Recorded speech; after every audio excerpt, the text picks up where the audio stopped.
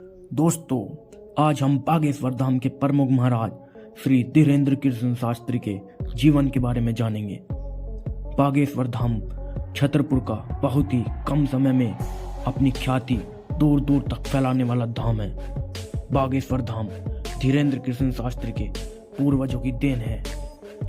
आखिर क्यों लगाए जा रहे हैं धीरेन्द्र कृष्ण शास्त्री पर आरोप, जानने के लिए बने रहिए हमारी वीडियो के अंत। मध्य प्रदेश के बुंदेलखंड में छतरपुर के बागेश्वर धाम या पीठाधीश्वर धीरेन्द्र कृष्ण शास्त्री इन दिनों विवादों में घिरे हुए हैं। उन पर अंधविश्वास फैलाने के आरोप लगाए जा रहे हैं। इस बीच इन आरोप अगर इनके चमत्कारों को चमत्कार नहीं माना जाता है तो चलिए ठीक है, मगर उनके ऊपर एक्शन क्यों नहीं लिया जाता जो लोग क्रिश्चियनिटी को मानते हैं।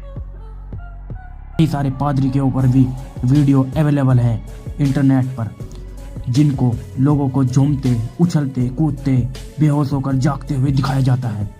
तो क्यों धीरेन्द्र कृष्ण शास्त्री को ही टारगेट किया जा रहा है? क्या ये कोई पॉलिटिक्स साजिश की जा रही है या क्लींजिंग चल रही है? भारत के अंदर जो अंधविश्वास मानने वालों और फैलाने वालों के खिलाफ एक मुहिम शुरू की गई है, जिसके चलते बागेश्वर धाम के पीठाधीश्वर धीरेन्द्र कृष्ण शास्त्री जी को भी घेरे में लिया गया है। दोस्तों, आजकल ऐसा माहौल है गांवों में, शहरों में, जहां अक्सर झगड़े, लड़ाइयां होती रहती है कि तुमने हमारे घर पर करा दिया है, या किसी रिश्तेदार या पड़ोसी पर टोने टोट के कराने का दावा किया जाता है।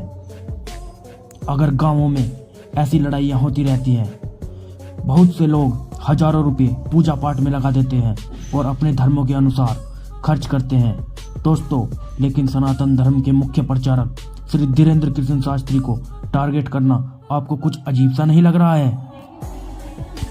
तो आइए दोस्तों, जानते हैं पंडित धीरेन्द्र कृष्ण शास्त्री जी के बारे में। दोस्तों, धीरेन्द्र कृष्ण शास्त्री एमपी के बागेश्वर धाम मंदिर के पीठाधीश्वर हैं। बागेश्वर धाम का मंदिर मध्य प्रदेश के छतरपुर में गढ़ा नामक गांव में है। यह मंदिर पहले से इतना प्रसिद्ध या मशहूर नहीं था। 30-40 वर्ष पहले इस गांव में मरकट नाम की पहाड़ी पर एक शिव जी का मंदिर हुआ करता था। भगवान दास जी को सेतुलाल और दादा गुरु भी कहा जाता था। पंडित भगवान दास गर्ग धीरेन्द्र शास्त्री के दादाजी हैं। उन्होंने निर्मोही अखोंड से दीक्षा प्राप्त की थी। वे भी बागेश्वर धाम मंदिर में दरबार लगाया करते थे। उन्होंने ही इस मंदिर का जीर्णोद्धार कराया था। इस मंदिर की प्रसिद्धि 1989 में भगवान दास जी के द्वारा कराए गए यज्ञ से प्रख्यात हुई।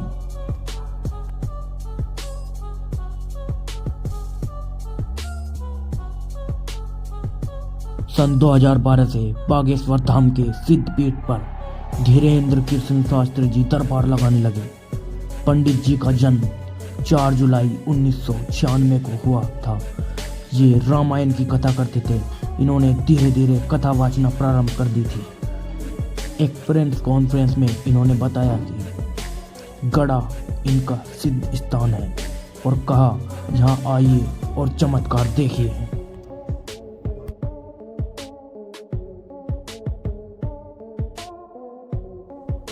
और फिर पंडित धीरेन्द्र कृष्ण शास्त्री जी को सोशल मीडिया की जानकारी हुई। इसके बाद उन्होंने यूट्यूब और ट्विटर का इस्तेमाल शुरू किया। उनकी वीडियो धीरे धीरे सोशल मीडिया पर तेजी से वायरल होने लगी। इनकी पॉपुलैरिटी इतनी बढ़ गई कि इनसे मिलने बड़े बड़े पॉलिटिशियन आने लगे। साथ ही ये एक धार्मिक चैनल पर भी दिखाई देने लगे। बागेश्वर धाम में नियमित पाठ भी करते हैं।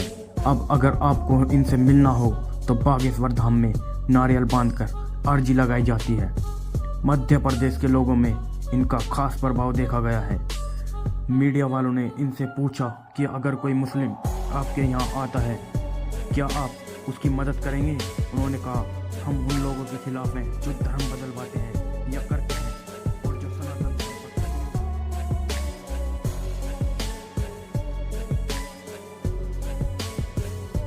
दरअसल दोस्तों, मामला ये था कि एमपी की अंधश्रद्धा उन्मूलन समिति ने इन पर अंधविश्वास फैलाने का आरोप लगाया था। कहा यह जा रहा है कि ये बात सुनकर ये नागपुर से कथा छोड़कर मध्य प्रदेश चले गए। समिति ने कहा था कि अगर पंडित धीरेन्द्र सब जान जाते तो उनके बीच आकर दरबार लगाए। अगर समिति के द्वारा चुने गए लोगों के बारे में अगर उन्होंने सच बता दिया तो उन्हें 30 लाख रुपए भी दिए जाएंगे।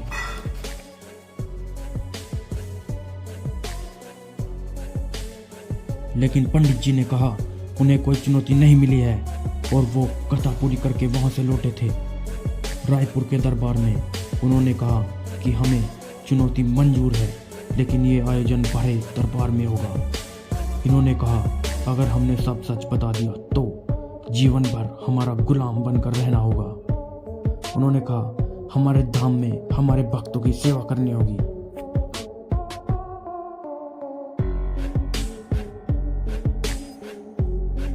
बीजेपी के नेता कपिल मिश्रा भी इनके सपोर्ट में लगातार बयान दे रहे हैं और बाबा रामदेव भी इनके सपोर्ट में बोल चुके हैं। यही कारण है कि सनातन धर्म का झंडा आज भी सबसे ऊंचा है। उन्होंने कहा मैं कोई तपस्वी नहीं,